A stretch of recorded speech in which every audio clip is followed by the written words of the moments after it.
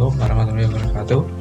Oke, perkenalkan nama saya yaitu Muhammad Adin Putra Sani dengan NIM K2522047.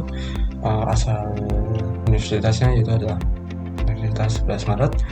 Jurusannya adalah Pendidikan Teknik Mesin dari angkatan 2022. Nah, di sini saya akan mempresentasikan tentang apa itu alat ukur dengan untuk siswa di SMK Negeri 2 Surakarta, khususnya kelas 10 Teknik Mesin pada mata pelajaran dasar program karya.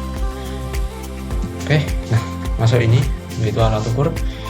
Pengertiannya yaitu adalah perangkat yang digunakan untuk menentukan ukuran suatu benda seperti panjang, diameter, dan kedalaman atau ketebalan agar hasil pekerjaan sesuai dengan standar dan presisi yang diinginkan di bidang teknik mesin.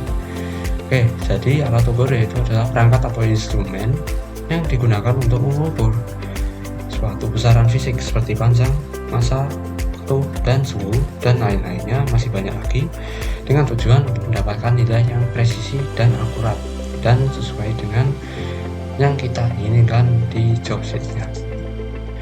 Nah, selanjutnya ini ada manfaat alat ukur yaitu ada 4. Yang pertama yaitu adalah alat ukur seperti jangka sorong, mikrometer, dan dial indikator untuk memastikan hasil kerja sesuai dengan spesifikasi dan toleransi di mana industri dengan sesuai dengan industri. Yaitu selanjutnya penggunaan alat ukur melatih siswa agar hasil pekerjaannya memenuhi standar mutu seperti ISO standar internasional atau ASTM standar internasional Amerika Serikat yang sangat dibutuhkan di dunia industri.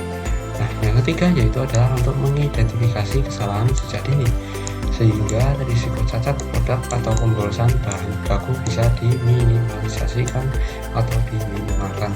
Jadi pada kesalahannya itu bisa kita ketahui dan diverifikasi dari ukurannya. Nah, selanjutnya pengalaman praktik menggunakan alat ukur yaitu untuk mempersiapkan siswa untuk menghadapi berbagai kondisi kerja yang ada di industri dan teknologi yang ada di lapangan dunia kerja industri. Nah, itu adalah 4 manfaat alat ukur yang bisa saya sampaikan. Selanjutnya salah satunya dari alat ukur yaitu ada jangka sorong. Nah, jangka sorong atau disebut dalam bahasa asing yaitu adalah vernier caliper, yaitu adalah alat yang digunakan untuk mengukur besaran panjang yang terdiri atas rahan tetap yang memiliki skala utama. Nah, rahan tetap dan skala utama yang panjang ini, dan rahan geser yang bisa digeser, dan yang memiliki skala nonis. Nah, skala nonis yang kecil ini, alat ini memiliki tingkat ketelitian sampai dengan 0,01 mm. Nah, ini 0,1 mm jika kita perhatikan dengan seksama, dan dapat mengukur panjang benda sampai dengan 20 cm atau 200 mm. Nah, skala tingkat ketelitiannya jangka sorong yang biasa kita gunakan dalam kehidupan sehari-hari adalah 0,5 dan 0,02 mm semuanya. Nah, 0,01 mm itu jarang bisa ditemukan. Mungkin bisa ditemukan pada alat ukur lainnya yaitu seperti jangka mikrometer. Nah, ini ada kegunaan jangka sorong. Yang pertama yaitu adalah untuk mengukur ketebalan suatu benda yang berukuran kecil atau tipis seperti seng, plat, aluminium, dan sebagainya. Itu adalah untuk mengukur ketebalannya, yaitu kita bisa menggunakan diameter luarnya atau diameter dalamnya. Diameter dalam itu yang di atas ini yang berbentuk lingkaran rongga, bisa mengukur bentuk lingkaran seperti lebar alur atau groove pada sebuah puli yang di atas ini. Nah, diameter luar yaitu yang di sini. Nah, ini adalah diameter luar, yaitu untuk mengukur lebar agung pada kerja bangku. Itu adalah fungsi dari diameter luar.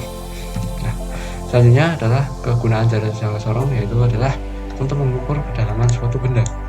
Nah, kedalaman suatu benda yaitu seperti tabung, botol, atau gelas. Jadi seperti ini. Nah, kita bisa ukur ketebalan suatu benda dan jangka sorong. Nah, seperti ini. kita bisa mengukur ketebalan. Oh maaf, ini gambarnya salah. Jadi seperti ini sketsanya. Saya gunakan dulu.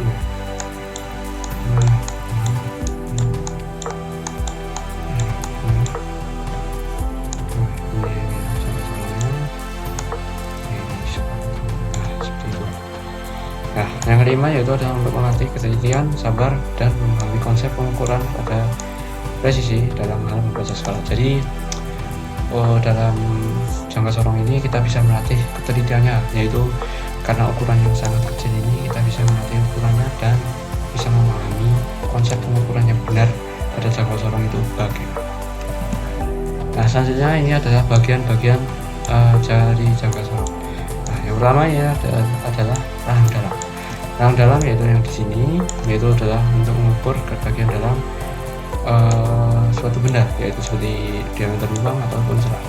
Nah, yang kedua itu adalah diameter luar yang ada di sini. Nah, ini untuk mengukur bisa bagian luar seperti diameter atau lebar panjang benda. Nah, selanjutnya itu adalah ukur kedalaman. Jika kita tarik, jika kita bisa geser, itu ada muncul tanda ukur kedalaman untuk mengukur kedalaman lubang suatu.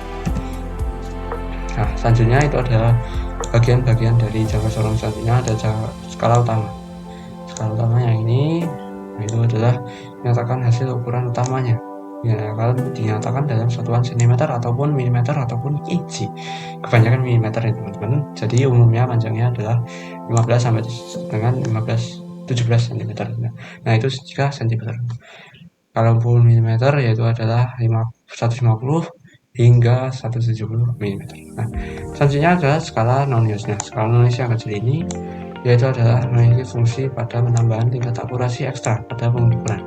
Ini biasanya dinyatakan dalam satuan mm atau inci. Nah, satuannya hasil ukurannya skala non-Gauss itu adalah desimal 0,05, 0,02, 0,04 dan lain sebagainya seperti itu. Nah, selanjutnya itu adalah baut penguncinya. Nah, untuk pengunci itu kita gunakan untuk menahan rahang pada tempatnya agar objek atau benda kerja bisa ditahan atau tidak bisa terlepas dari skala yang kita inginkan pada saat mengukur. Nah, ini fungsinya di sini. Nah, ini. Oke. Nah, selanjutnya kenapa kalibrasi pada jangka sorong itu penting?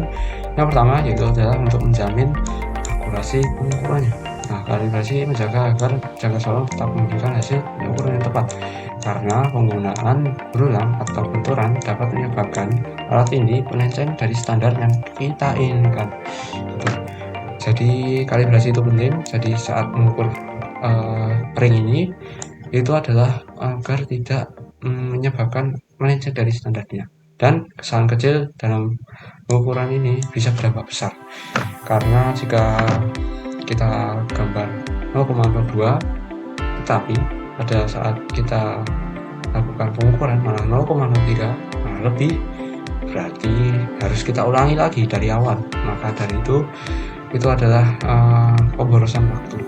Nah, pemborosan waktu itu menghasilkan efisiensi yang tidak operasional. Nah, itu selanjutnya dalam memenuhi standar kualitas. Jadi mensyaratkan kalibrasi alat ukur berkala untuk memenuhi standar kualitas dan regulasi yang berlaku. Hal ini membantu mencegah kerugian akibat produk cacat atau tidak sesuai regulasi. Nah, kerugian ini tidak hanya waktu tetapi biaya juga. Oke, nah maka dari itu ada efisiensi operasionalnya. Itu alasannya kenapa itu penting di kalibrasi pada jangka sorong. Nah, yang pertama yaitu adalah untuk meminimalkan kerugian atau menghemat biaya pada produksi agar bisa meningkatkan kepercayaan pada konsumen.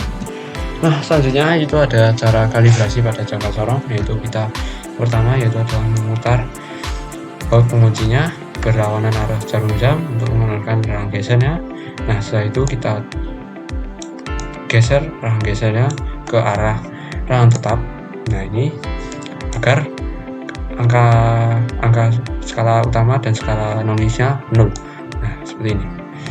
Oke, nah kalau sudah 0 semua, skala non-Gauss dan skala utama, berarti menunjukkan bahwa jangka sorong itu sudah terkalibrasi. Nah, kalaupun belum,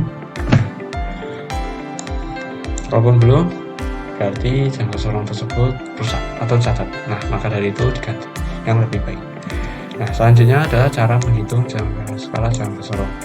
Nah, rumusnya yaitu adalah skala utama, yaitu adalah 2 ini. Sebelum angka 0, itu berarti 20.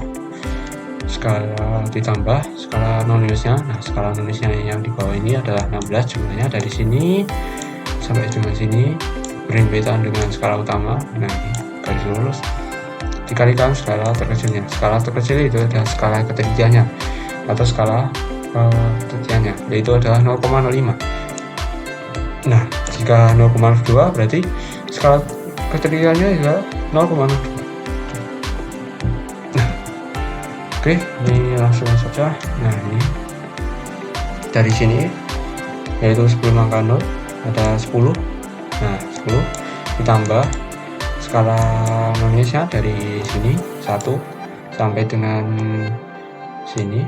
Nah, ini karena ini ditambahkan berarti 31 dikalikan skala ketiganya. Nah, ini skala ketiganya adalah 0,02. Kita dapatkan dari mana? Yaitu adalah kita dapatkan dari 1